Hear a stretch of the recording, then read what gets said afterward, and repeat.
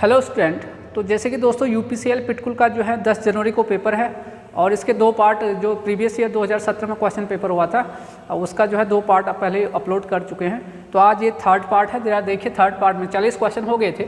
देखिए दोस्तों क्या हुआ था, देखिए आपके पास question number 41, the continuity of electrical circuit is measured by. जो आपका कंटिन्यूटी है वो इलेक्ट्रिकल सर्किट में वो किसके द्वारा मेजर किया जाएगा, ये पूछा जा रहा है आपके पास। जरा क्वेश्चन को देखिए तो आपके ऑप्शन देखिए, आपके पास ऑप्शन दिए गए हैं आपके पास, जरा ध्यान से देखिए। ऑप्शन में आपके पास है पोटेंशियोमीटर, ओम मीटर, वोल्ट मीटर, नोटा। तो आप यहाँ पर लिखोगे जो आपका कंटिन्यूटी ऑफ इलेक्ट्रिकल सर्किट है वो आपका पोटेंशियोमीटर से मेजर किया जाता है। तो आप यहाँ पर लिखिए इलेक्ट्रिकल सर्किट में कंटिन्यूटी पोटेंशियोमीटर की हेल्प से मेजर किया जाता है। ठीक है, ये आपके पास हो गया। तो इसका ऑप्शन क्या रहेगा सही, पोटेंशियोमीटर। ये तो आपके पास ये रहा ऑप्शन। नेक्स्ट देखिए आप दोस्तों, ये कह रहे हैं कि पोर्टियर ट्रायंगल किसको सेपरेट करता है। कह रहा है आपके पास ऑप्शन दिया है कि आयरन लॉस और कॉपर लॉस, या फील्ड एमएफ या आर्मेचर एमएफ, स्टेटर वोल्टेज या रोटर वोल्टेज को, आर्मेचर लीकेज रिएक्टेंस या आर्मेचर रिएक्टेंस। देखिए पोर्टियर ट्रायंगल आपका बनता कैसे है, देखिए आपके पास ये देखिए, ये वोल्टेज फेज है, सिंक्रोनस मशीन में होता है, एमएफ है आपके पास, वोल्टेज रेगुलेशन के बारे में आपको इसको कैलकुलेशन किया जाता है। तो आपको ध्यान रखिए। तो देखिए यहाँ पर जो ओपन सर्किट करैक्टरिस्टिक और जीरो पावर फैक्टर करैक्टरिस्टिक के बीच में जो ट्रायंगल बन रहा है आपके पास, कौन सा, ABC, इसे बोलते हैं पोर्टियर ट्रायंगल बोलते हैं इसे। ठीक है, आप एक पॉइंट और नोट कर लीजिए, कि आपका जो है लिखिए पोर्टियर ट्रायंगल द्वारा, लिखिए आप पोर्टियर ट्रायंगल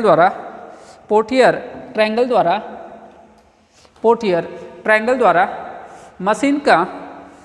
मशीन का वोल्टेज रेगुलेशन डिटरमाइन करते हैं। ठीक है, ध्यान रखिए। तो ये करता क्या है वो भी देख लीजिए। तो ये आर्मेचर लीकेज रिएक्टेंस तथा आर्मेचर रिएक्शन एमएमएफ, ये D option, armature leakage reactance तथा आर्मेचर रिएक्शन एमएमएफ को सेपरेट करता है ये आपके पास पोर्टियर ट्रायंगल। ठीक है, आयरन लॉस और कॉपर लॉस को अलग नहीं करता है इससे कोई। फील्ड एमएफ और आर्मेचर एमएफ आपके पास देखिए, फील्ड एमएफ और आर्मेचर से कोई लेना देना नहीं। आपके स्टेटर बोलते हैं और रोटर बोलते हैं, इसको कोई अलग नहीं करता। ये इसका काम है आर्मेचर लीकेज रिएक्टेंस और आर्मेचर रिएक्शन एमएमएफ, इसको अलग करता है कौन, पोर्टियर triangle.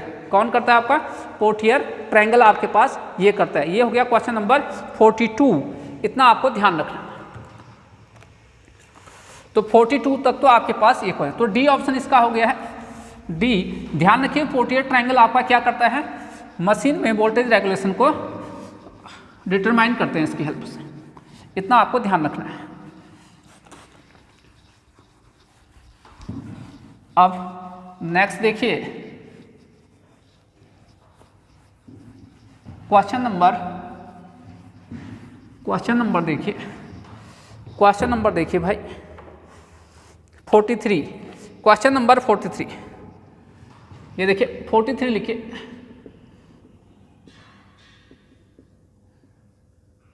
which of the following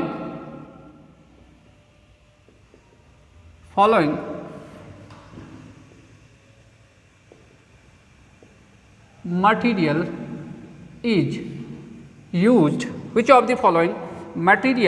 is used as a moderator in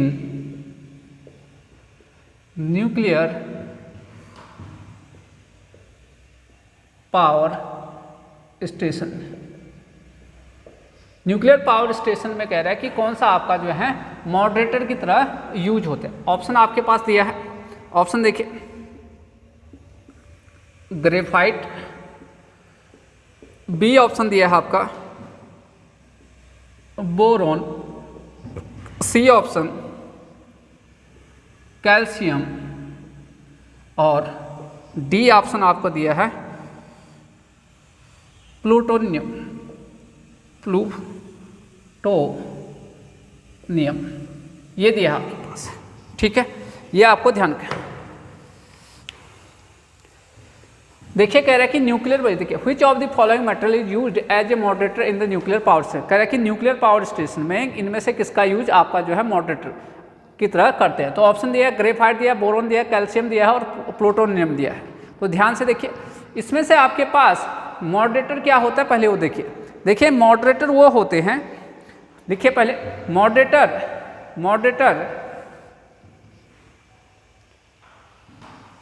moderator fast moving लिखिए, मॉडरेटर फास्ट मूविंग न्यूट्रॉन के स्पीड को कम करते हैं। इतना लिखा, मॉडरेटर फास्ट मूविंग न्यूट्रॉन के स्पीड को कम करते हैं।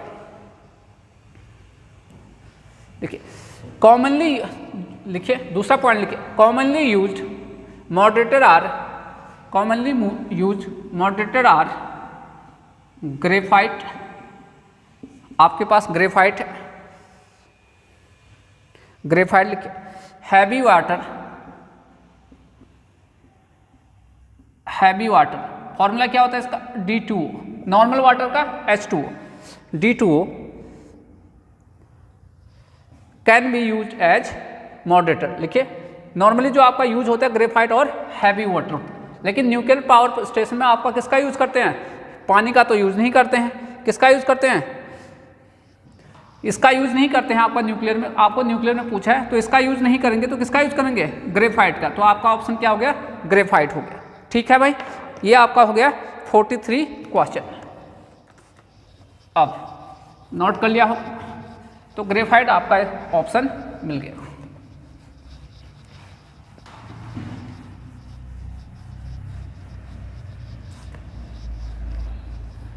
ये आपके पास आ गया। Next question, question number 44। Question number 44 देखिए क्या कह रहे, विंड मिल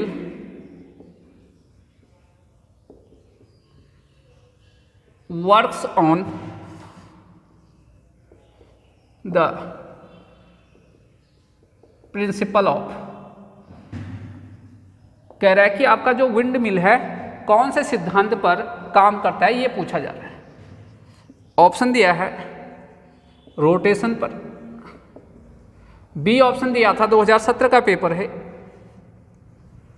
मोमेंटम पर, सी ऑप्शन देखिए ग्रेविटेशन, डी ऑप्शन देखिए कोलिजन पर। तो कह रहा है कौन से सिद्धांत पर काम करता है, आपका ये पूछा गया। क्या क्या ऑप्शन दिया है भाई, कह रहा है कि जो विंड मिल है, पवन चक्की आपके पास जो है किस प्रिंसिपल पर वर्क करता है, ये आपको पूछा गया। तो आपको रोटेशन दिया है, घूमता है कह रहा है, दूसरा आपका मोमेंटम कह रहा है, ग्रेविटेशन कह रहा है, कोलिजन। तो विंड मिल आपका किस पर काम करता है, मोमेंटम, किस पर, मोमेंटम P बराबर होता है mv, इस पर वर्क करता है। लिखिए विंड मिल मोमेंटम के प्रिंसिपल पर वर्क करता है। तो इसका आंसर हो गया बी। कितने क्वेश्चन हो गए, 44 क्वेश्चन आपके हो गए। हटा दें इसको, यहां देखिए। नेक्स्ट देखिए भाई क्वेश्चन नंबर 45 देखिए, क्वेश्चन नंबर 45 देखिए।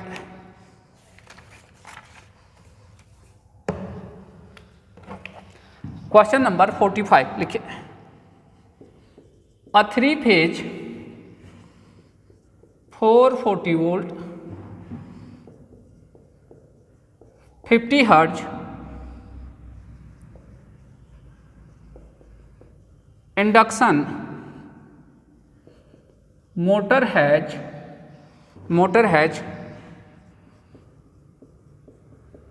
4% स्लिप,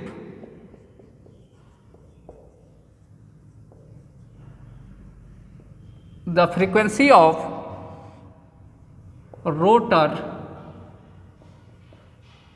voltage will be। आपको कह रहा है कि आपका रोटर वोल्टेज का फ्रीक्वेंसी क्या होगा। ऑप्शन दिया है इसने 200 हर्ट्ज, बी ऑप्शन दिया है इसने 50 हर्ट्ज, सी ऑप्शन दिया है 2 हर्ज, आपको डी ऑप्शन देखिए 0.2 हर्ज ये दिया है आपके पास। ठीक है, ये कह रहा है कि एक 3 फेज 440 वोल्ट 50 हर्ज का इंडक्शन मोटर है जिसका स्लिप कितना है 4%, तो फ्रीक्वेंसी ऑफ रोटर वोल्टेज निकालिएगा। तो क्या होता है देखिए सॉल्यूशन, रोटर फ्रीक्वेंसी एफ बराबर क्या होता है एस एफ। एस क्या है आपका स्लिप है, एफ क्या है सप्लाई फ्रीक्वेंसी, वेयर देखिए वेयर एफ डैश क्या है आपका रोटर फ्रीक्वेंसी, एफ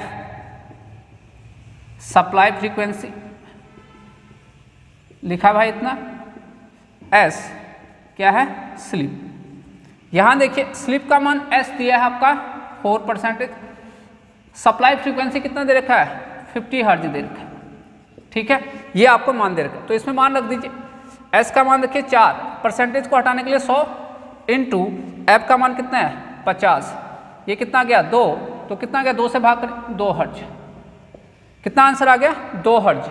तो आप कहोगे कि सर आपका जो रोटर का फ्रीक्वेंसी है वो उसका आंसर कितना आएगा 2 हर्ज आ गया आपके पास। तो कौन सा आंसर सही हो गया भाई बताइए, आपके पास जो आंसर है ये सही हो गया।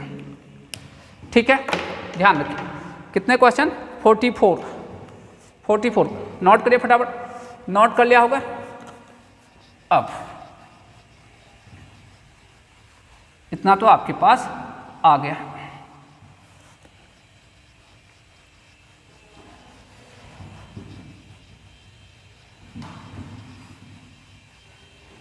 फोर्टी 44 क्वेश्चन आपके हो चुके हैं, सॉरी 45 क्वेश्चन आपके हो चुके हैं। Question number 46,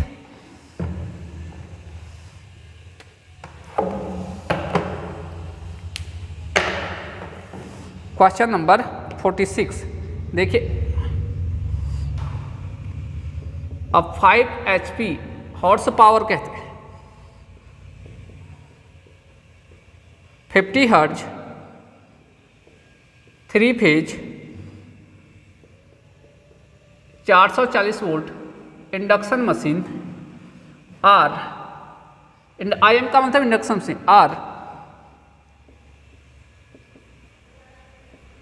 available for the following rotation per minute, which motor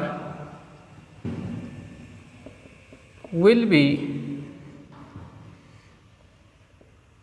the costliest? Option A है 700 RPM, ऑप्शन बी दे रखा है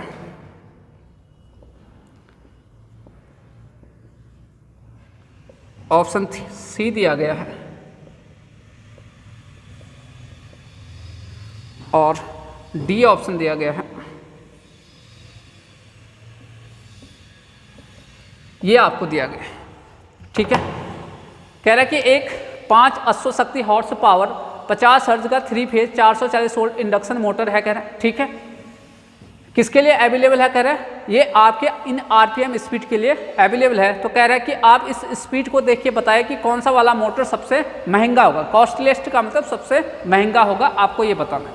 वैसे तो आपको पता होगा। सॉल्यूशन देखिए, सॉल्यूशन क्या होता है भाई, NP बराबर 120F, ये होता है नहीं होता है। यहाँ देखिए फ्रीक्वेंसी हमारा क्या होता है कांस्टेंट, 120 भी कांस्टेंट है, ये N, ये फ्रीक्वेंसी भी कांस्टेंट, ये भी कांस्टेंट, तो P प्रोपोर्शनल किस, इनवर्सली प्रोपोर्शनल N। तो इसका जिसका स्पीड आपका ज़्यादा होगा उसमें नंबर ऑफ पोल की संख्या क्या होंगे, कम होंगे नहीं होंगे पहले ये बताइए। जिसका स्पीड सबसे ज़्यादा उसमें नंबर ऑफ पोल कम होंगे। N क्या है स्पीड इन RPM है, P नंबर ऑफ पोल है, F क्या है फ्रीक्वेंसी, तो आपके ये कम होंगे। पोल कम होने का मतलब आपके पास जो आपका आयरन है जिसमें पोल आप लगाते हो रखते हो उसको क्या चाहिए आपको, कम पोल चाहने का मतलब कम आपका कोर चाहिए होगा। इसलिए आपका जो है जो कॉस्ट होगा क्या होगा, कम आयरन मटेरियल लग रहा है तो कॉस्ट भी क्या होगा, सस्ता होगा। तो बताइए इसमें सबसे ज़्यादा आपके पास किसका स्पीड है वो देखिए आपके पास। सबसे ज़्यादा देखिए, सबसे ज़्यादा देखिए, अगर आप सबसे ज़्यादा लोगे ये, तो सबसे ज़्यादा लोगे तो सबसे कम आएगा, तो इसका मतलब ये सबसे सस्ता होगा। आपको क्या ढूंढना है? सबसे महंगा। तो आप यहाँ पर क्या करोगे, आपको चाहिए ये वाला सबसे ज़्यादा, तो ये वाला क्या होना चाहिए? सबसे, सॉरी, ये वाला सबसे कम, तो ये वाला क्या होना चाहिए? सबसे ज़्यादा। ये हो गया ये। तो बताए इन सब स्पीड में से सबसे कम कौन सा स्पीड है? 730 है, तो 730 वाला स्पीड सबसे कम है, तो इसमें नंबर ऑफ पोल की संख्या क्या होगा? सबसे ज़्यादा। नंबर ऑफ पोल सबसे ज़्यादा होने का मतलब आयरन मटेरियल उतना ही ज़्यादा लगेगा, तो आपका ये वाला आंसर आपका क्लिक हो गया, आपके पास ये हो गया कि सबसे महंगा। ठीक, तो ये आपका हो गया क्वेश्चन नंबर 46। नोट करिए फटाफट, हटा दें यहाँ से, चले।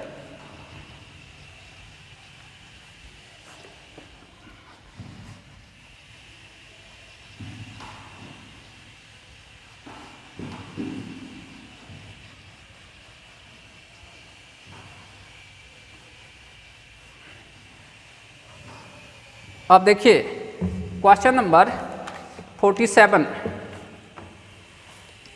क्वेश्चन नंबर 47 देखिए,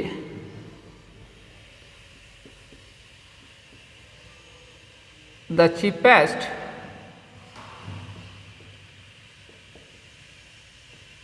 system of internal wiring is, कह रहा है कि आपके पास जो सबसे सस्ता सिस्टम होता है क्या वायरिंग करने का, इंटरनल वायरिंग का, वो क्या है? कह रहे हैं, ऑप्शन दिया है आपको, केसिंग, कैपिंग, क्या दिया है? Casing, capping. बी ऑप्शन दिया है क्लीट, सी ऑप्शन दिया है CTS और TRS, और डी ऑप्शन दिया है कॉन्डिट। कह रहा है कि इसमें सबसे सस्ता कौन सा होता है, ये पूछ रहा है आपके पास। ठीक है, ध्यान रखिए आपके पास।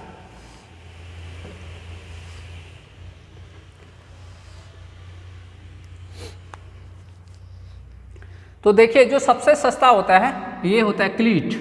कौन सा होता है? सबसे सस्ता आपका क्लीट होता है। और क्लीट में नोट करके लिखिए, क्लीट में देखिए सबसे सस्ता तो आपका ही होता है। क्लीट में जो आपके एक्स्ट्रा पॉइंट देखिए, क्लीट में आपके पास PVC या VIR,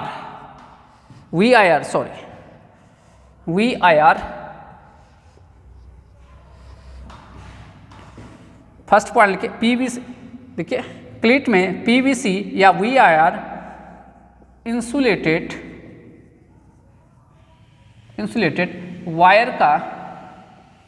वायर का यूज करते हैं, एक तो ये हो गया भाई। PVC का फुल फॉर्म क्या है? Polyvinyl chloride. और VIR का है, VI का फुल फॉर्म देखिए जो आपको पूछ सकता है, देखिए वल्केनाइज्ड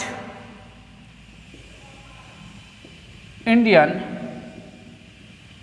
रबर, ये फुल फॉर्म होता है इसका। ठीक है, ध्यान रखिएगा।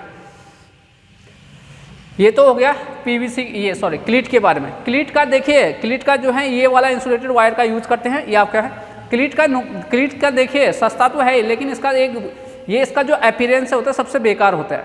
अपीयरेंस में से दिखने में सबसे बेकार होता है, ध्यान रखिएगा। बैड अपीयरिंग होता है ये आपके पास, यानी क्लीट आपका जो है क्या होता है?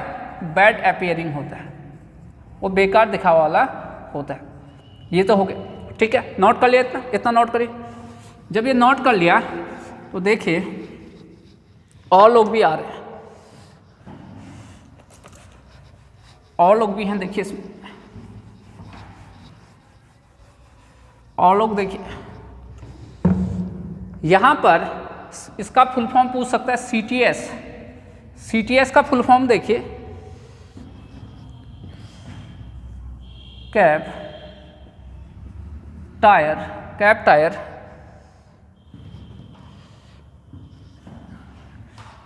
Sheath wiring. ये फुल फॉर्म होता है इसका शीथ वायरिंग। और TRS, TRS का फुल फॉर्म देखिए, टफ रबर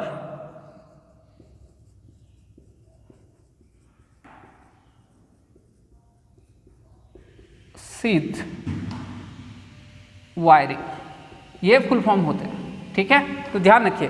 तो आपको इतना एक्स्ट्रा पॉइंट आपको बता दिया है आपके पास, तो ध्यान रखिएगा इतना। तो इसका आंसर क्या होगा क्वेश्चन का? क्लीट होगा आपके सबसे सस्ता। नुकसान क्या है इसका कि आपका इसका दिखावा क्या होता है, इसका अपीयरेंस क्या होता है, बहुत ही बेकार होता है। और इसमें आपके पास PVC और VIR इंसुलेटेड केबल का यूज किया जाता है वायर के रूप में। इतना तो आपको क्लियर रहना चाहिए। हटा दें इसको, चलिए हटा रहे हैं। 47 क्वेश्चन आपके हो चुके हैं, 47 क्वेश्चन। और ध्यान रखिए ये आपका थर्ड पार्ट है। ये आपका कौन सा है? Third part. अब 47 क्वेश्चन के बाद question number 48। Question number 48, most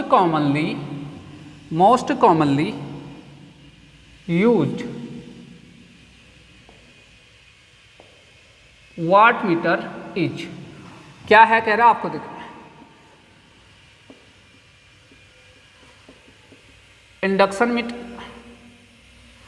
induction type B, electrostatic type, electrostatic type, C देखिए डायनेमोमीटर टाइप, और डी देखिए मूविंग आयरन। ये कह रहा है, ये देखिए कह रहा है कि most commonly used watt meter. Watt meter क्या करता है? पावर को मेजर करता है। तो कह रहा है कि क्या है करके ऑप्शन दिया, induction, electrostatic type, dynamometer type या मूविंग टाइप। देखिए आपका इंडक्शन AC वाले पर है। ठीक है, ध्यान रखिए। डायनेमोमीटर आपके पास है, मूविंग ये आपके पास है, दोनों पर काम करते हैं। डायनेमोमीटर AC पर और DC पर दोनों पर काम करता है। ध्यान रखिएगा इस बात को, दोनों पर ही आपका ये काम करता है। तो डायनेमोमीटर आपके पास ही है। अगर मुझे यहाँ पर कहता energy meter most commonly used क्या होता तो मैं क्या कहता? Induction type. लेकिन अगर यहाँ वाट मीटर पूछा है तो वाट मीटर का आंसर होगा डायनेमोमीटर टाइप। कौन सा होगा? Dynamometer type. तो इसका आंसर होगा, सही आंसर डायनेमोमीटर। ये AC और DC दोनों पर वर्क करता है। वो इसलिए आपके पास डायनेमोमीटर में जो वाट मीटर होता है इसका स्केल क्या होता है? लीनियर होता है।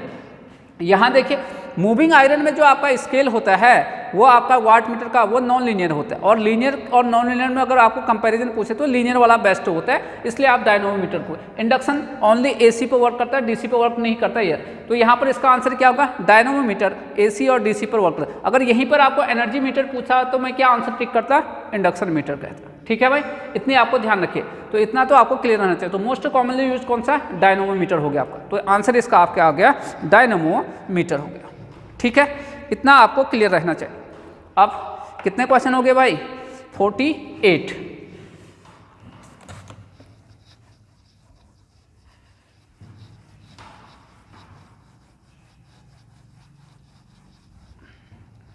नेक्स्ट देखिए क्वेश्चन 49। देखिए क्वेश्चन 49। क्वेश्चन 49 ये कह रहा है सीमेंस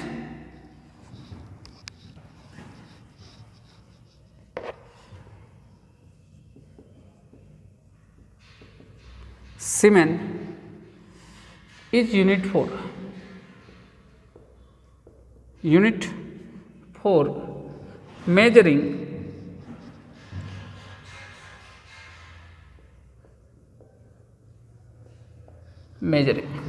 ऑप्शन ए देखिए कंडक्टेंस, ऑप्शन बी देखिए रेजिस्टेंस, ऑप्शन सी देखिए फ्लक्स डेंसिटी, ऑप्शन डी लिखिए इलेक्ट्रिक फील्ड। इलेक्ट्रिक फील्ड, आपको ये पूछा। तो देखिए आपका कह रहा है कि सीमन किसका यूनिट होता है, कह रहा है ऑप्शन दिया है, कंडक्टेंस दिया है, रेजिस्टेंस दिया है, फ्लक्स डेंसिटी दिया और इलेक्ट्रिक फील्ड दिया है। तो देखिए सॉल्यूशन, जो सीमन यूनिट होता है, सीमन कंडक्टेंस होता है और कंडक्टेंस होता है 1/r। रेजिस्टेंस के उल्टे को कंडक्टेंस बोलते हैं। कंडक्टेंस मेजर करने के लिए आपका सीमन का यूज करते हैं। तो और यूनिट क्या क्या हो सकते हैं, तो ये तो आपका कंडक्टेंस ऑप्शन हो गया। लेकिन देखिए अदर यूनिट क्या क्या होंगे इसके पास। नंबर 1 ओम इनवर्स, इसे बोलते हैं कंडक्टेंस, ये एक यूनिट हो गया। दूसरा आप ऐसे भी बोलिए, तीसरा देखिए या तो ए बोले, इसे बोलते हैं ओम इनवर्स भी बोलते हैं। ये देखिए ओम इनवर्स, या करके लिखिए, या ऐसे उल्टे साइन से भी बनाइए। तीसरा आपके पास जो लेटेस्ट, उसके अलावा और क्या होगा भाई, इसके अलावा एक और भी होगा, क्या होता है V बराबर IR। अगर आपको 1/r चाहिए तो ये क्या आ गया I/V, तो क्या हो गया एम्पियर बाय वोल्ट, एक ये यूनिट भी हो गया आपके पास, ठीक है। और चौथा जो लेटेस्ट चल रहा है अभी, सीमन, क्या कहते हैं इसे, सीमेन, और इसको दिखाते हैं ऐसे, ये लेटेस्ट यूनिट है इसका सीमेन। तो कितने यूनिट हो गया कंडक्टेंस के 4 यूनिट हो गया आपके पास ये। तो लेटेस्ट सीमन है, तो आपको पूछा कि सीमन किसके करते हैं, तो कंडक्टेंस। क्लियर हो गया भाई, इतना आपके पास, इतना आपको आना चाहिए। कितने क्वेश्चन हो गए बताइए, कितने, 49। नोट कर लिया, कर लीजिए फटाफट। अब आइए क्वेश्चन नंबर 50 में।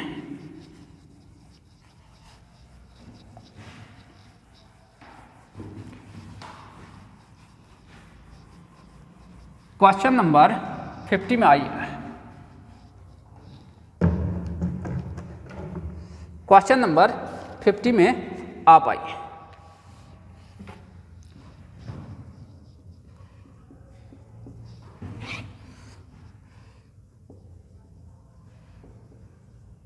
From the following, the power factor of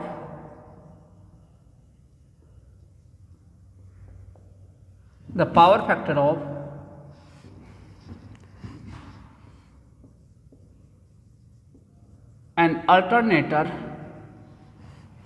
is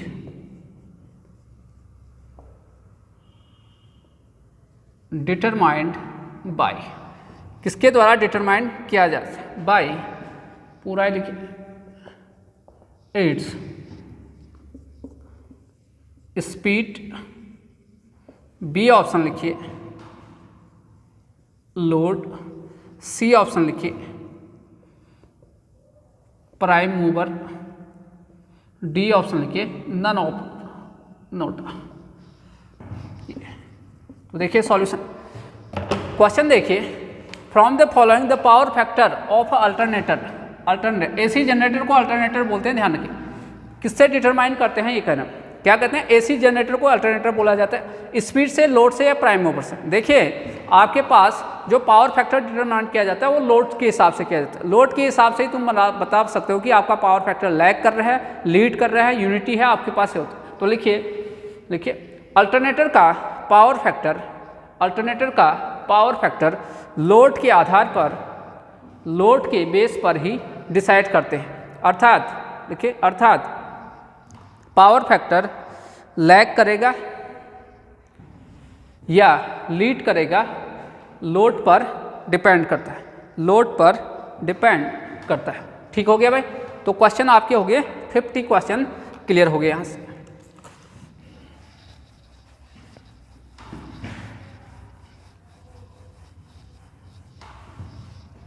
अब देखिए क्वेश्चन नंबर 51। क्वेश्चन नंबर 51,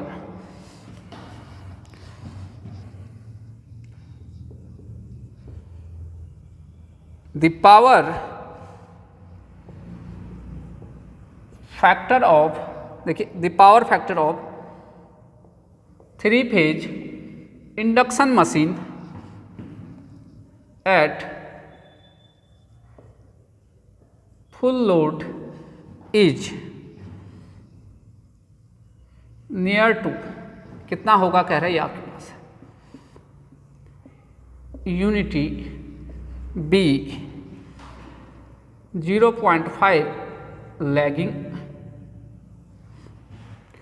सी 0.8 लैगिंग, डी 0.3 लैगिंग। ठीक है, ध्यान रखिए, ये आपके पास क्वेश्चन है। The power factor of 3 phase induction machine of full load at full load, full load पर कितना होगा पावर फैक्टर, ये कह रहा है। यूनिटी होगा, 0.5 लैगिंग होगा, 0.8 लैगिंग या 0.3 लैगिंग। भाई हम लोगों को क्या पता है, हम लोग को एक चीज़ पता है कि आपके पास जो पावर फैक्टर होता है आपके पास, वो आपके पास इंडक्शन मशीन का दिया है अभी आपके पास। अगर नहीं भी दिया होगा आपको कौन सा लोड क्या है, लैग या लीड आपके पास, तो जनरली जो आपके पावर फैक्टर होता है लैगिंग पर होता है। जनरली तो वैसे तो होता है 0.7 पर होता है, लेकिन यहाँ पर ऑप्शन के आधार पर देखिए आपको ये भी कहा कि फुल लोड के आधार पर कहा है, तो 0.7 से थोड़ा ज़्यादा, यानी आपके पास कौन सा ऑप्शन दिख रहा है 0.8 लैगिंग पर। अगर वैसे ही कहता है, अगर आपको ये नहीं लिखा होता है, फुल लोड नहीं लिखा होता, आप वैसे ही पूछता कितने पर वो करता है, तो मैं तो कहता कितना 0.7 लैगिंग पर, 0.7 पर होता है। तो इसका आंसर यहाँ पर क्या होगा, नियर तो थोड़ा बढ़ जाता है, तो आपका 0.8 लैगिंग पर आ गया। ठीक है भाई, इतना कितने क्वेश्चन हो गए 51। नेक्स्ट क्वेश्चन देखिए, नोट करिए फटाफट।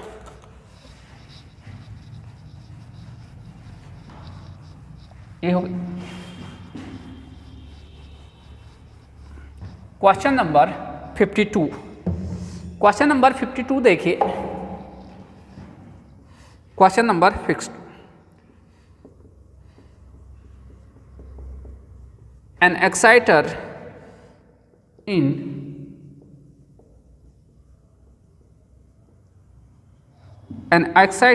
in synchronous machine is used for, क्यों यूज करते हैं ये कह रहे हैं। Voltage control, B power control, C over voltage protection, over voltage protection, D over current protection. ये आपको कहा गया। ये देख रहा है कि एक एक्साइटर है, कह रहा है किसमें, सिंक्रोनस मशीन में। उसका यूज क्यों करते हैं कह रहा है, तो आपको ऑप्शन दिया वोल्टेज कंट्रोल के लिए, पावर कंट्रोल के लिए, ओवर वोल्टेज प्रोटेक्शन के लिए, ओवर करंट प्रोटेक्शन के लिए करते हैं, ये पूछा आपके पास। तो पहले तो देखिए सिंक्रोनस मशीन में एक्साइटर क्या होता है। सिंक्रोनस मशीन में आपके पास लिखे सिंक्रोनस मोटर में एक्साइटेशन का मतलब है रोटर को डीसी सप्लाई देना, रोटर को क्या देना, डीसी सप्लाई देना, ताकि लिखिए ताकि रिक्वायर्ड मैग्नेटिक फ्लक्स को प्रोड्यूस किया जाए, मैग्नेटिक फ्लक्स को प्रोड्यूस किया जाए। अब फ्लक्स आ गया तो फ्लक्स से आपका क्या कंट्रोल होगा, पावर तो नहीं होगा, ये भी नहीं होगा, तो आपका क्या कंट्रोल होगा, वोल्टेज। तो ध्यान रखिए, तो इसका मतलब एक्साइटर जो मशीन है सिंक्रोनस में, उसका यूज क्या करते हैं, वोल्टेज कंट्रोल में। एक्साइटर ये मानिए आप एक कॉइल है, कॉइल को डीसी सप्लाई दीजिए, डीसी सप्लाई से उसमें क्या आएगा, फ्लक्स आ जाएगा। उस फ्लक्स आपको तो पता है कि जो इंड्यूस्ड ईएमएफ होता है, जो भी होता है, वो आपका फ्लक्स ये पे डिपेंड करता है। तो ईएमएफ यानी वोल्टेज हुआ, तो आपका किसका कंट्रोल कर सकते हो, इससे वोल्टेज को कंट्रोल कर सकते हो। तो इसका सही ऑप्शन क्या होगा, वोल्टेज कंट्रोल। ठीक है, तो आपको इतना ध्यान रखना। कितने क्वेश्चन हो गए, 52। Question number 53, question number 53। अब आइए 53 में, क्वेश्चन नंबर 53 लिखिए।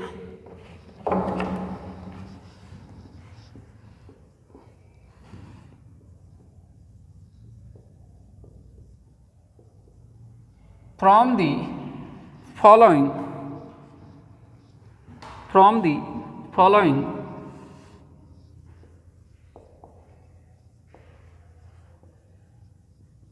the rated voltage of a three-phase of a three-phase system will be given as option दिया गया है RMS phase voltage, B option देखिए peak phase voltage, peak phase voltage, C option देखिए peak line to line voltage, D option देखिए RMS line to line voltage. ये question आपका GATE का है, ध्यान रखिएगा। आपके देखिए उत्तराखंड के जो आपके पिटकुल और ये यूपीसीएल में जो लास्ट टाइम आता है, ये क्वेश्चन गेट का है आपके पास। तो देखिए आपको from the following the rated voltage of a three phase system will be given. तो कह रहा है कि आपका जो थ्री फेज सिस्टम है हमारा पास, उस सिस्टम में जो रेटेड वोल्टेज है उसको कैसे दिया जाता है, ये कह रहा है कि आरएमएस का मतलब root mean square, phase voltage होता है कह रहा है, या पीक में से मैक्सिमम फेज वोल्टेज होता है कह रहा है, या peak line to line voltage होता है कह रहा है, या RMS line to line voltage. तो ध्यान रखिए हमेशा जो दिया हुआ वोल्टेज होता है वो हमेशा लाइन टू लाइन वोल्टेज होता है और कैसा होता है, आरएमएस वैल्यू होता है। तो नोट कर लिखिए, दिया हुआ वोल्टेज या आपके पास जो रेटेड वोल्टेज होते हैं, रेटेड वोल्टेज हमेशा आरएमएस वैल्यू होता है तथा कौन सा होता है, लाइन टू लाइन वोल्टेज होता है, तथा कौन सा होता है, लाइन टू लाइन वोल्टेज होता है। ये गेट का क्वेश्चन है भाई, या गेट का क्वेश्चन है, ये गेट एग्जाम का क्वेश्चन है, ये आपको ध्यान रखिए, ठीक है। 53 आपका हो गया, ये देखिए हटा दें इसको।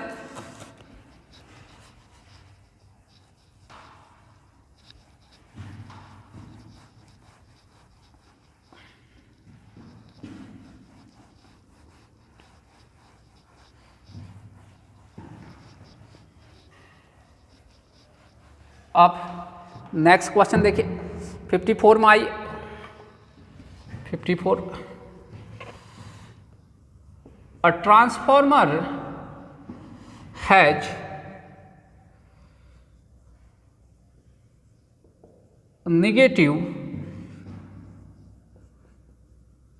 voltage regulation when its load power factor is. अभी क्वेश्चन आया था कहीं पर कि आपका पावर फैक्टर किस पे निर्भर करता है, लोड के बेस पे। इज ऑप्शन ए देखिए 0, ऑप्शन बी देखिए यूनिटी, ऑप्शन सी देखिए लीडिंग, ऑप्शन डी देखिए लैगिंग। तो आपको पूछ रहा है, ठीक है। ट्रांसफॉर्मर है नेगेटिव वोल्टेज रेगुलेशन, कह रहा है कि आपका वोल्टेज रेगुलेशन है आपका नेगेटिव होगा, कब कह रहा है, जब आपका पावर फैक्टर क्या होगा, कह रहा है लैग करेगा, लीड करेगा, यूनिटी होगा, ये कुछ। देखिए सॉल्यूशन देखिए इसका भाई, आपका वोल्टेज रेगुलेशन देखिए एट, यहाँ देखिए आपका जो वोल्टेज रेगुलेशन है वी आर, वोल्टेज रेगुलेशन ये होता है ट्रांसफॉर्मर केस में R P U cos phi plus X P U sine phi. ये आपका होता है एट लैगिंग पावर फैक्टर। कहाँ पर, लैगिंग पावर फैक्टर। दूसरा देखिए V are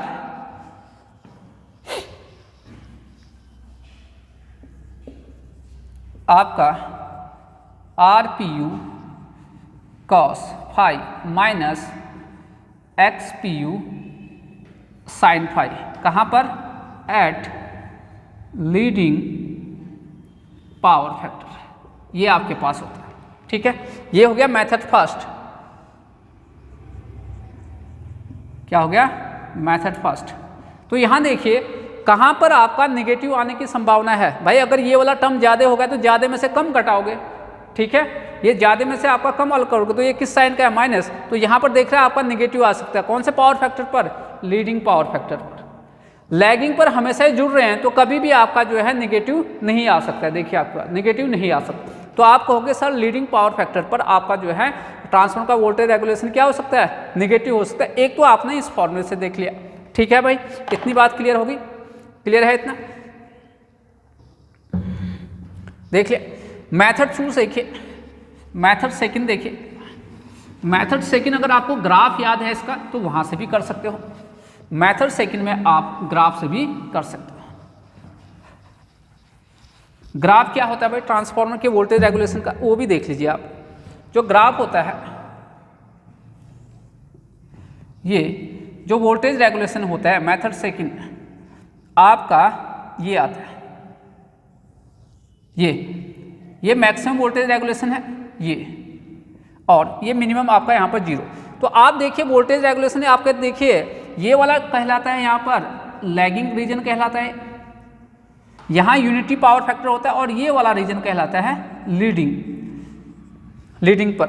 lagging power factor यहाँ पर है और यहाँ पर आपका क्या लीडिंग पावर फैक्टर। तो आप देख सकते हो वोल्टेज रेगुलेशन ये पॉजिटिव एक्सिस है, यहाँ नेगेटिव। तो आप देखिए लीडिंग पावर फैक्टर में आपका वोल्टेज रेगुलेशन यहाँ तो 0 है, 0 से नीचे भी जा रहा है, नेगेटिव हो रहा है। तो इसका मतलब ये हुआ कि आपको दोनों मेथड से दिखा दिया मैंने कि आपका वोल्टेज रेगुलेशन चाहे आप ग्राफ से कहे या फॉर्मूले से, ट्रांसफार्मर में लीडिंग पावर फैक्टर पर क्या होगा आपका नेगेटिव। ये वाला हिस्सा देखिए नेगेटिव हो गया ये वाला, ठीक है। वोल्टेज ये वाला जैसे y होता है प्लस y है तो ये माइनस y है, तो प्लस VR है, VR मतलब वोल्टेज रेगुलेशन। ये पावर फैक्टर किसके बीच में है आपके पास, पावर फैक्टर cos फाई, ये आपके पास ए, ठीक है। तो आपके पास लीडिंग और आपके पास यहाँ पर आपके, ठीक है भाई, पावर फैक्टर के बीच में आप, ये आपका वोल्टेज रेगुलेशन, ठीक है। इतनी बात आपको क्लियर होना चाहिए। चलिए नेक्स्ट क्वेश्चन की ओर मूव करते हैं। कौन सा क्वेश्चन हो गया, 54 हो गया। है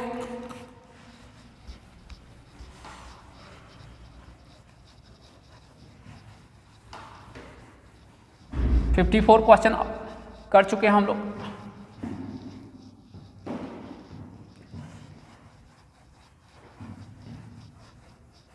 फिफ्टी 54 क्वेश्चन हो चुके हैं आपके। 55 क्वेश्चन लिखिए,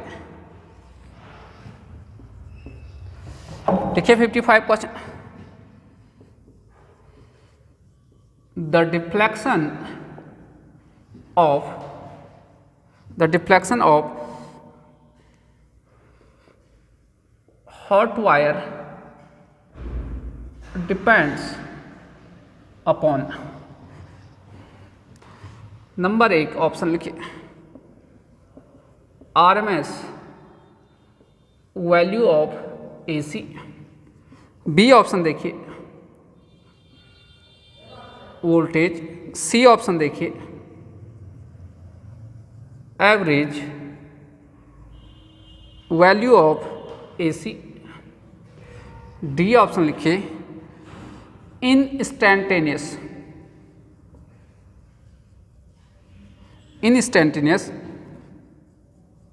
वैल्यू ऑफ AC। ये कह रहा है आपके पास। Deflection of hot wire depends, जो हॉट वायर इंस्ट्रूमेंट है, डिफ्लेक्शन ऑफ हॉट वायर पूरा क्वेश्चन लिखिए। हॉट वायर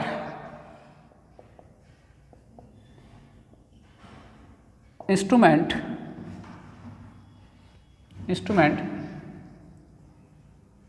डिपेंड्स अपॉन, किस पर निर्भर करता है आपको ये पूछा गया है। देखिए पहले तो लिखिए हॉट वायर इंस्ट्रूमेंट क्या होता है। देखिए हॉट वायर इंस्ट्रूमेंट लिखिए, पॉइंट लिखिए। हॉट वायर इंस्ट्रूमेंट करंट के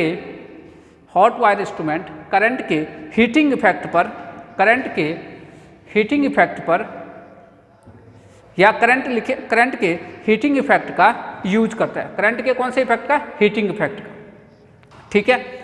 ये तो हो गया। अब देखिए जो आपका हॉट वायर में जो आपका डिफ्लेक्टिंग टॉर्क होता है प्रोपोर्शनल टू I स्क्वायर होता है। अब जब स्क्वायर रूल फॉलो होता है जब भी कहीं भी, तो आपका AC और DC दोनों पर वर्क करता है। और अगर आपके पास ये आपका डिफ्लेक्टिंग टॉर्क ओनली करंट पर, ये आपका लीनियर है आपके पास एक ही पावर पर, तो वो आपका सिर्फ किस पे काम करेगा, भाई ये सिर्फ और सिर्फ DC पर। तो ध्यान रखिए जब आपका पावर क्या है, करंट का सिंगल है, यहाँ पर कुछ पावर नहीं है, तो आपका DC पर, यहाँ पर आपका AC पर काम करे। वो इसलिए क्योंकि आपका देखिए अगर आपका नीचे वाले AC में क्या होता है, 2 साइकिल हैं, देखिए आपके पास ये देखिए नेगेटिव साइकिल का स्क्वायर करोगे तब भी पॉजिटिव होगा, तो ओवरऑल टॉर्क आपका जीरो नहीं हो पाएगा। लेकिन यहाँ पर देखिए, अगर ये यहाँ देखिए ये AC पे काम करना, तो जितना पॉजिटिव में उतना ही नेगेटिव, नेट कितना हो जाएगा, जीरो। इसलिए आपके पास कोई टॉर्क ही नहीं आएगा। तो इसका मतलब ये हुआ कि आपके पास जहाँ जहाँ स्क्वायर रूल फॉलो हो रहा है वो AC और DC पर। तो आपका हॉट वायर का ये इक्वेशन होता है, ये आपका PMMC होता है, परमानेंट मैग्नेट मूविंग कॉइल। तो वहाँ पर तो आपका AC और DC दोनों पर आपका वर्क करता है, AC और DC दोनों पर वर्क करता है। कंट्रोलिंग टॉर्क का आप दोगे TC बराबर K थीटा, TC यहाँ पर कंट्रोलिंग टॉर्क है। इक्विलिब्रियम में क्या होता है, एट इक्विलिब्रियम करिए, नल पोजिशन करिए, इक्विलिब्रियम क्या होगा, TD बराबर TC। तो ये आपके पास आ गया TD बराबर TC। तो आप लिखिए यहाँ पर क्या लिखोगे, K थीटा प्रोपोर्शनल क्या, दोनों को बराबर रख दें, I स्क्वायर, ये आपका। तो थीटा बराबर क्या आ गया आपका, I स्क्वायर रूल कांस्टेंट है, ये आपके पास। यानी थीटा आपका I स्क्वायर को फॉलो कर रहा है, तो AC और DC पर होगा। तो आपका एवरेज वैल्यू ऑफ AC ये भी नहीं, वोल्टेज भी नहीं, ये आपका जब भी ये आता है ये वैल्यू कौन सा होता है, RMS वैल्यू होता है। तो इसका आंसर होगा RMS वैल्यू ऑफ AC। ठीक है, RMS वैल्यू ऑफ AC। आप लिखिए फटाफट। क्वेश्चन कितने हो गए भाई, 55 आपके हो चुके हैं। 55 क्वेश्चन आप सॉल्व कर चुके हैं प्रीवियस ईयर 2017 का पेपर है ये आपके पास।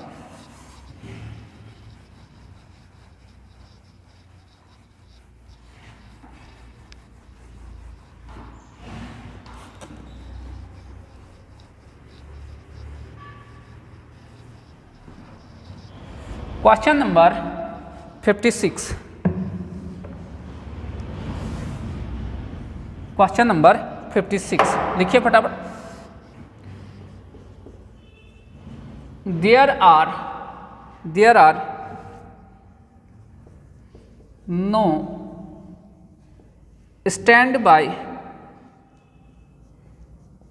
Losses in power plant of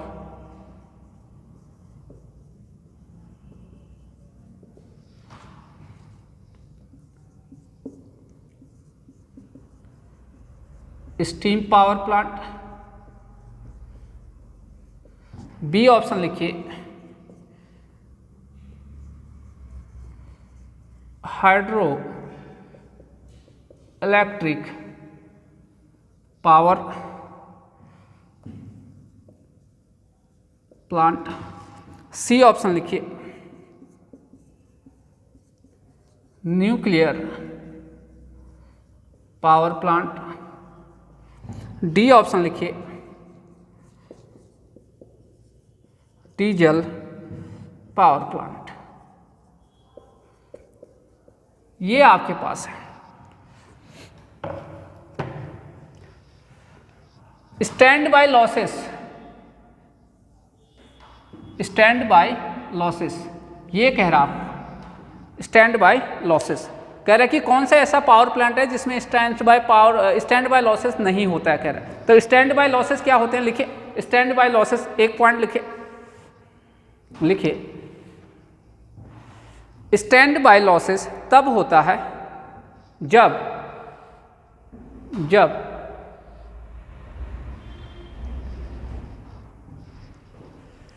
कोई भी जनरेशन नहीं किया जाता है। कब, जब आपका कोई भी जनरेशन नहीं होगा, यानी आपका जनरेशन नहीं हो रहा है फिर भी आपका फ्यूल क्या हो रहा है, वेस्ट हो रहा है, तो उसे बोलते हैं stand by losses.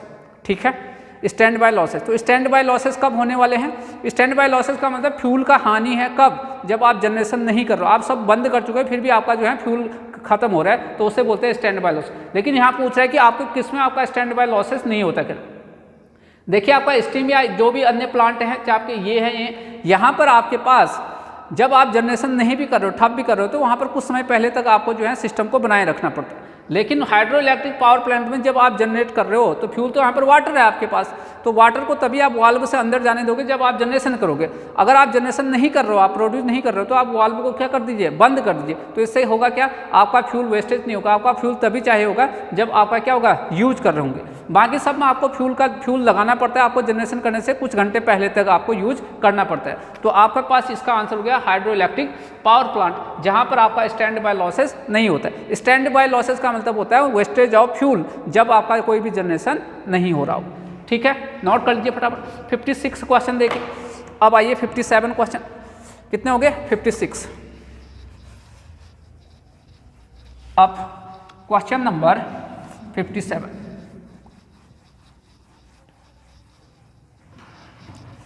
Question number 57,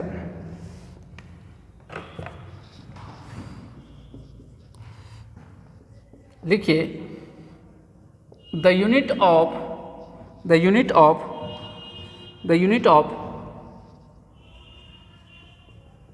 reactive power is. कह रहे कि आपका रिएक्टिव पावर का क्या यूनिट है। ऑप्शन दिया है वाट, बी ऑप्शन दिया है वोल्ट एम्पियर, सी ऑप्शन दिया है वोल्ट एम्पियर रिएक्टर वार, डी कह रहा है ऑल। ये आपको पूछा गया। तो देखिए the unit of reactive power आपको पूछा गया। देखिए आपका जो पावर होते हैं वो तीन होते हैं। एक बोलते हैं आपका एक्टिव पावर, एक को क्या बोलते हो भाई एक्टिव पावर या यूजफुल पावर कहते हैं, इसे ही आप ट्रू पावर बोलते हैं। इसका फॉर्मूला था P बराबर VI cos फाई, ये होता है। और इसका यूनिट होता है क्या, फॉर्मूला तो ये होता है, इसका यूनिट होता है वाट। एक दूसरा आपका पास होता है रिएक्टिव पावर। रिएक्टिव पावर को Q से दिखाते हैं, ये होता है VI साइन फाई, और इसका यूनिट होता है वार, वोल्ट एम्पियर रिएक्टर। ठीक है, तीसरा आपका पावर होने वाला है अपरेंट पावर, एस से दिखाते हैं। VI फॉर्मूला होता है, इसका यूनिट हो गया V फॉर वोल्ट, ये एम्पियर, ये होता है। तो बताइए आपको पूछा है रिएक्टिव पावर का, तो रिएक्टिव पावर ये है, इसका यूनिट क्या है वार, तो इसका यूनिट क्या होगा वार। ठीक है, अगर पावर ट्रायंगल बनाओगे तो ये होता है आपका पावर ट्रायंगल, ये आपका S होता है, ये P होता है, ये Q होता है, ध्यान रखिएगा आपके पास। और ये आपका फाई। आपको एग्जाम में एक बार ये भी पूछा था कि पावर ट्रायंगल, इसे क्या बोलते हैं पावर ट्रायंगल। पावर ट्रायंगल का जो हॉरिजॉन्टल लाइन होता है वो किसको शो करता है, किसको शो कर रहा है एक्टिव पावर को, वर्टिकल लाइन किसको रिएक्टिव पावर को। ये पूछा गया था, इसे बोलते हैं पावर ट्रायंगल। क्या बोलते हैं भाई इसे पावर ट्रायंगल, ये आपके पास। ठीक है, S बराबर क्या होगा पाइथागोरस थ्योरम लगाए P² प्लस Q², इसका अंडर रूट, ये आपका आंसर आ जाए। ठीक है, तो इस क्वेश्चन का आंसर क्या होगा वार।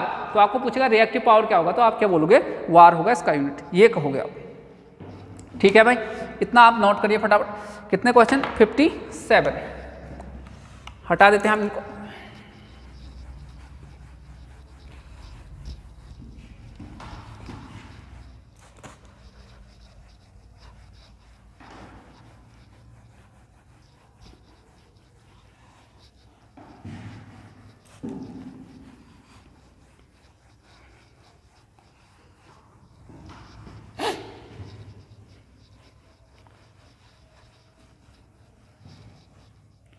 फिफ्टी 57 क्वेश्चन आपके सॉल्व हो चुके हैं। अब आइए 58 क्वेश्चन में। ये क्वेश्चन देखिए, अ 20 kVA 2000 volt single phase transformer has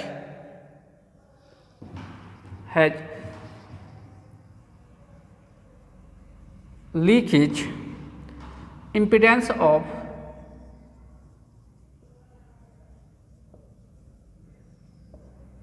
8%,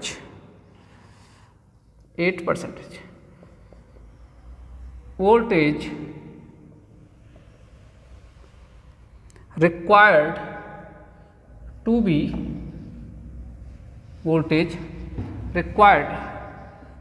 be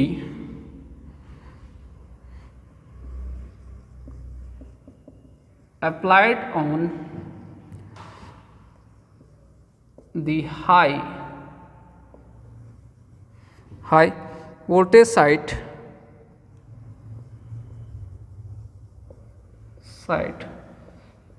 to circulate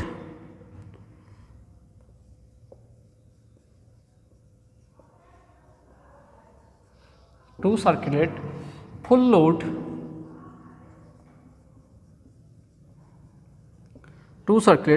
current with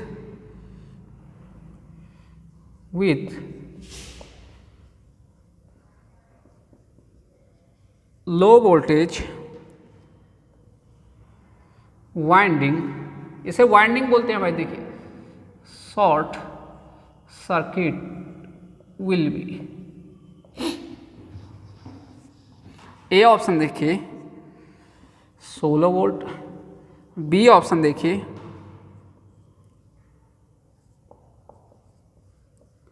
C option देखिए, डी ऑप्शन देखिए 160 वोल्ट। ये आपके पास 58। अच्छा क्वेश्चन है, बिल्कुल वन लाइनर, आपको ध्यान। एक 20 kVA का 2200 वोल्ट का सिंगल फेज ट्रांसफार्मर है, कह रहा है लीकेज इंपिडेंस कितना है 8%, voltage required to be applied on the high voltage side, यानी ये 2000 साइड को आप अप्लाई करना है to circulate full load current, आपको फुल लोड करंट सर्कुलेट करना है, और लो वोल्टेज साइड को आपने क्या कर दिया, शॉर्ट सर्किट कर दिया गया है, ये पूछा जा रहा है। ठीक है, अब इसमें देखिए क्या करना है आपको। सबसे मेन चीज आपने देखा होगा, इससे पढ़ा भी होगा, ट्रांसफार्मर में जो कैलकुलेशन किया जाता है पर यूनिट के बेस पे किया जाता है। पर यूनिट के बेस पे करने पर आपका कैलकुलेशन क्या हो जाता है, आपके जो है चीज़ें आसान हो जाते हैं, आपकी चीज़ें क्या हो जाती हैं, आसान होने लगती हैं। पर यूनिट में कैलकुलेशन करने पर क्या हो जाता है, आपकी चीज़ें आसान हो जाती हैं। पर यूनिट का फॉर्मूला होता है पर यूनिट बराबर actual value upon base value, actual value upon base value. लेकिन ध्यान दीजिए इसका भी आपके पास यूनिट होता है, एक्चुअल वैल्यू का और बेस वैल्यू दोनों का यूनिट होता है, लेकिन इन दोनों का यूनिट सेम होना चाहिए। अगर ये ओम है तो ये भी ओम होना चाहिए, ये वोल्ट है तो वोल्ट, इस तभी तो आपका पर यूनिट क्या होगा, यूनिट लेस होगा, ये आपको ध्यान रखना। लेकिन हमें यहाँ पर वोल्टेज के बारे में बात किया। दूसरी बात, दिया हुआ जो चीज़ होता है, जो परसेंटेज में जो वैल्यू होता है वो हमेशा पर यूनिट होता है, जो आपका परसेंटेज में दिया वाला वैल्यू है हमेशा पर यूनिट होता है। तो यहाँ पर देखिए लीकेज इंपिडेंस है आपके पास 8% है, तो ये आपका पर यूनिट हो गया। तो दिया हुआ वैल्यू हमेशा परसेंटेज में होता है, ये आपका 8% हो गया, ZPU पर यूनिट में हो गया। ठीक है, इतनी बात आपको ध्यान में रखना है। अब दूसरी बात देखिए भाई, आई किस साइड करना है आपको, 2000 साइड। तो देखिए आपके पास, देखिए यहाँ पर सॉल्यूशन देख रहे हैं आपके पास, तो देखिए दूसरी बात, मशीन की रेटिंग को ही जो है बेस वैल्यू लिया जाता है, मशीन की रेटिंग को ही बेस वैल्यू लिया जाता है। तो आप कहोगे कि आपका ये ट्रांसफार्मर जो है यही हमारा बेस वैल्यू है। तो यहाँ देखिए आपके पास अगर ये 2000 kVA है, आपको किस साइड करना है, सब कुछ कैलकुलेशन 2000 के साइड, इसको आप शॉर्ट सर्किट करना है। ये आपका वोल्ट है, ये वोल्ट है, तो इससे भाग करोगे इसको तो करंट का मान निकल जाएगा आपका, निकलेगा नहीं निकलेगा, इससे आपका करंट निकल जाएगा। तो देखिए 2000 में ये K का मतलब कितना होता है, K का मतलब 1000 होता है, तो 2000 में इससे भाग करोगे तो कितना आएगा, ये 10 एम्पियर आ गया, ये आ गया। ठीक, और ये आपका यहाँ पर अगर आप करोगे तो क्या निकलेगा आपके पास, यहाँ पर आपके पास कैसे निकला 10 एम्पियर, ये करा आपने 2000, ये S बराबर क्या होता है VI, S का मान कितना है, ये V का मान आपने दिया है 2000 साइड करना है I, तो ये कैंसिल आउट हो गया ये, तो I बराबर ये 2 से भाग करें 10 एम्पियर, ये आ गया, ये आ गया। लेकिन हमें यहाँ इस समय मतलब नहीं है, क्योंकि हमें कहाँ करना है सब, ये इसको तो शॉर्ट कर दिया कह रहे हैं, ये इस साइड करना है, ये आपके, तो ये आ गया। अब मशीन का जो, अब मैंने कहा जो रेटिंग होता है वही उसका बेस वैल्यू होता है, यही इसका बेस वैल्यू है और यही इसका करंट का मान है। तो IPU का मान क्या होगा भाई, IPU एक्चुअल वैल्यू भी कितना है 10 है, और मशीन की रेटिंग, ये मशीन ट्रांसफार्मर, तो ये भी एक्चुअल वैल्यू भी कितना है, यही आपका एक्चुअल वैल्यू है, यही बेस वैल्यू, तो कितना आ गया आपका 1 PU। तो करंट का मान ये आ गया और ये जेड का मान ये आ गया। तो वोल्टेज क्या होता है, वोल्टेज PU बराबर क्या होगा, ZPU इंटू IPU, कितना आ गया 1 इंटू 8%, ये आपके आ गए। लेकिन आपको देखिए ये यूनिट देख के पता चल रहा है, यूनिट मैंने कहा जो एक्चुअल क्वांटिटी है उसका यूनिट होता है, तो आपको एक्चुअल लाना है। तो VPU का फॉर्मूला क्या होगा, V actual upon V base. कहाँ जाना है बेस? आपको 2000, अब 2000 को ही बेस मानना पड़ेगा, क्योंकि मैंने कहा कि ट्रांसफार्मर हो, जनरेटर हो, जो भी मशीन है उनके जो रेटिंग है उन्हीं को बेस वैल्यू मानते हैं। ठीक है भाई, इतना नोट कर लिया, नोट करिए फटाफट। ये तो ध्यान रखिए, आपने ये सब नोट कर लिया होगा।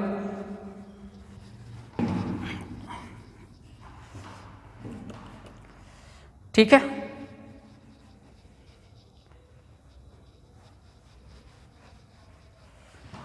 तो वी एक्चुअल निकालना है आपको। तो वी एक्चुअल देखिए यहां पर आई, वी एक्चुअल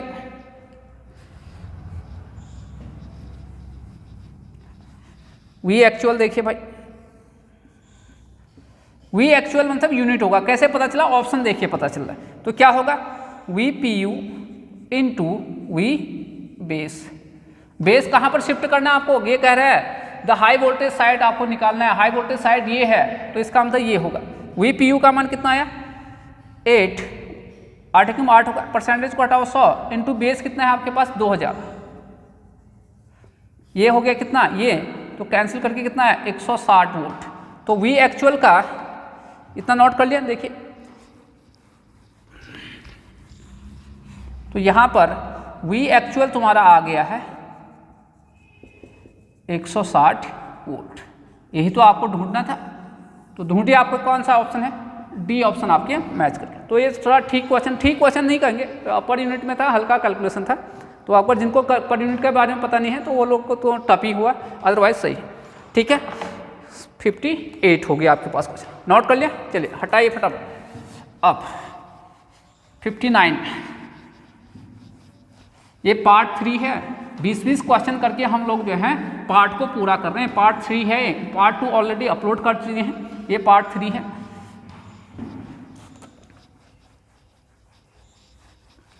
तो 59 देखिए अब,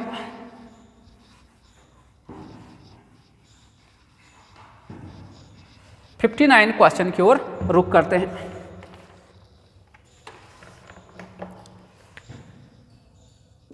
देखिए 59,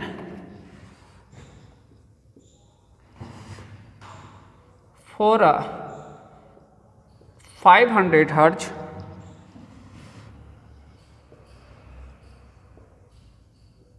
frequency excitation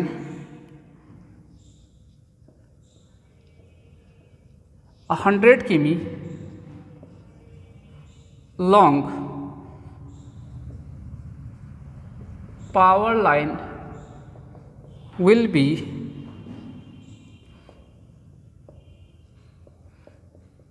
modeled as, option दिया है शॉर्ट लाइन, बी ऑप्शन दिया है मीडियम लाइन, सी ऑप्शन दिया है लॉन्ग लाइन, डी ऑप्शन दिया है कोई भी नहीं कर। नोटा का मतलब होता है नॉन ऑफ द अबव, ये आपके पास कर। तो देखिए सॉल्यूशन, पहले क्वेश्चन को समझते हैं। एक 500 हर्ट्ज फ्रीक्वेंसी एक्साइटेशन सोर्स है कह रहा है, जिसमें कितना किलोमीटर जाना है इसको? एक 100 किलोमीटर ये लॉन्ग है कह रहा है, और फ्रीक्वेंसी कितना है? ये है कह रहा है। तो अगर आपको इसको डिजाइन करना है, आपको पता है ट्रांसमिशन लाइन 3 टाइप के होते हैं, शॉर्ट, मीडियम और लॉन्ग। तो ये इस फ्रीक्वेंसी और इस लेंथ को देख के बताओ कह रहा है कि ये आपका जो आप करोगे मॉडलिंग करोगे तो इसमें से कौन सा लाइन का मॉडलिंग आएगा, ये कह रहा है। भाई आपके लिए क्या बताया गया है? देखिए पावर सिस्टम में मैंने यही पढ़ाया है। यहाँ देखिए पावर सिस्टम में मैंने आपको यही पढ़ाया है। यहाँ देखिए पावर सिस्टम में मैं आप लोगों को यही पढ़ा हूँ। यहाँ देखिए अगर ये फ्रीक्वेंसी इंटू लेंथ, अगर ये आपका ध्यान रखिए 4000 हर्ट्ज किलोमीटर, इससे कम हो तो आप कहोगे सर मैं जो है शॉर्ट लाइन कहूँगा, ये आपको लिखाया था आपको। दूसरा देखिए अगर आपके पास फ्रीक्वेंसी इसमें आ जाए, किसमें भाई? देखिए 4000 hertz kilometre, 4000 hertz kilometre, hertz kilometre से ज़्यादा फ्रीक्वेंसी इंटू लेंथ, और 12000 हर्ट्ज किलोमीटर के बीच में हो तो आप इसे कहोगे मीडियम लाइन। और तीसरा, अगर आपके पास फ्रीक्वेंसी ये आपके पास 12,000 हर्ट्ज किलोमीटर से ज़्यादा हो तो इसे कहेंगे लॉन्ग लाइन, लॉन्ग लाइन। ठीक है, ध्यान रखिए। अब आपके पास दिया है फ्रीक्वेंसी कितना दिया है, 500 हर्ट्ज दिया है। लेंथ एल कितना दिया है आपको, 1000 किलोमीटर दिया है। तो दोनों को इंटू करिए, एफ एल बराबर 5 इंटू 1000, तो कितना आ गया ये, कितना है, 100 है, 100 500 और 100 है, 500 और 100 है। तो 1 2 3 4 किलो हर्ज किलोमीटर, हर्ज किलोमीटर। तो ये देखिए सैकड़ा, हज़ार, 10,000, 50,000 आ रहा है। तो 50,000 किस में आपके पास, 4,000 से कम तो है नहीं आपके पास, 4,000 और 12,000 के बीच में भी नहीं है। ये किस में है, 12,000 से ज़्यादा है, 50,000 हर्ज किलोमीटर। तो इसलिए आपका एक जो आपका किस रेंज में आ गया, लॉन्ग लाइन। तो इसका आंसर क्या होगा, लॉन्ग लाइन। किस में होगा, लॉन्ग लाइन में आपका ये आंसर आ गया आपके पास। क्लियर है भाई इतना, ये आपके पास। तो आपको ये पूछा तो आप ये अगर याद है तो आप जो दोनों को इंटू करिए, आपका जो है क्लियर हो जाएगा। 59 क्वेश्चन आपके हो चुके हैं। 60 क्वेश्चन देखिए, ये पार्ट 3 का लास्ट क्वेश्चन है, ध्यान रखिए। पार्ट 3 का लास्ट क्वेश्चन,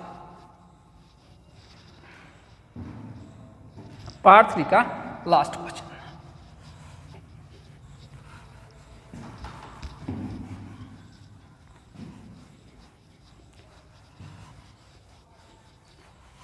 पार्ट 3 का last question.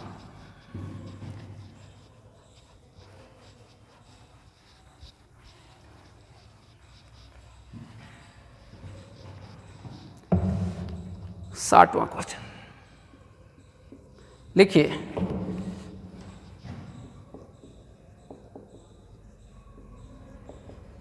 The input of an AC circuit having power factor of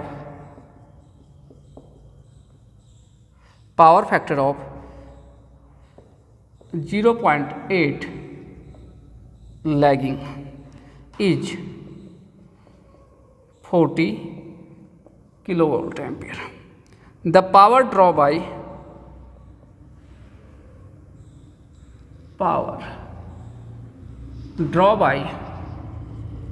the power draw by the circuit is कितना होगा, आपको ये पूछ रहे हैं। 12 kilowatt, B 32 kilowatt, C 22 kilowatt, D आपके पास 64 किलोवाट। ये पूछ रहा है आपके पास। The input of an AC circuit having power factor of, ये एक कोई AC सर्किट है जिसका पावर फैक्टर इतना लैगिंग है, ठीक है। द इनपुट आपको दिया गया है, पावर फैक्टर इतना दिया है और इनपुट 40 किलो वोल्ट एम्पियर दिया गया है। तो power draw of the circuit, तो आपका पावर निकालना है। अब ध्यान रखिए, आपको कन्फ्यूजन हो जाएगा सर कौन सा पावर करें। तो देखिए आपको इस यूनिट को देखिए, अभी कुछ देर पहले बताया था, ये जो यूनिट है किसका, एक्टिव पावर का है। और एक्टिव पावर का फॉर्मूला होता है, सॉल्यूशन देखिए, P का होगा, इस यूनिट को देख के पता चला, VI cos phi, ये कह रहा है आपके पास। तो आपको पावर ड्रॉ आप नहीं P निकालना है आपको। दिया क्या क्या है भाई, गिवन क्या क्या है आपके पास, ये देखिए वोल्ट एम्पियर किसका यूनिट है, अपरेंट पावर। तो इसको आपने, आपके पास है S बराबर क्या, 40 kilo volt ampere. Power factor कितना है आपके पास, cos phi, ये पावर फैक्टर होता है, पावर फैक्टर होता है कितना है आपके पास, 0.8। तो रखिए यहाँ पर P बराबर VI, S का मान देखिए क्या होता है, VI। तो VI की जगह S रखोगे, यानी S cos phi। तो P बराबर कितना होगा, S कितना आ गया भाई तुम्हारा वहाँ से 40 इंटू cos phi का मान, cos phi का मान दिया 0.8, लेकिन S किस में है, किलो में, तो ये वाट में आ जाएगा। कितना आ गया, हट गया, तो 32 किलो वाट। तो P का मान कितना आ गया, 32 किलोवाट आपका ये आंसर रहा। ठीक है दोस्तों, तो ये तो दोस्तों था थर्ड पार्ट आपका। अब इसके बाद जो आएगा आपका फोर्थ पार्ट। तो हमने 3 पार्ट अभी तक कर लिए। फर्स्ट पार्ट में 20 क्वेश्चन, सेकंड पार्ट में 20, थर्ड में भी 20 क्वेश्चन, 60 क्वेश्चन इस पर यूपीसीएल पिटकुल का पेपर सॉल्व कर लिया। ठीक है, थैंक यू दोस्तों।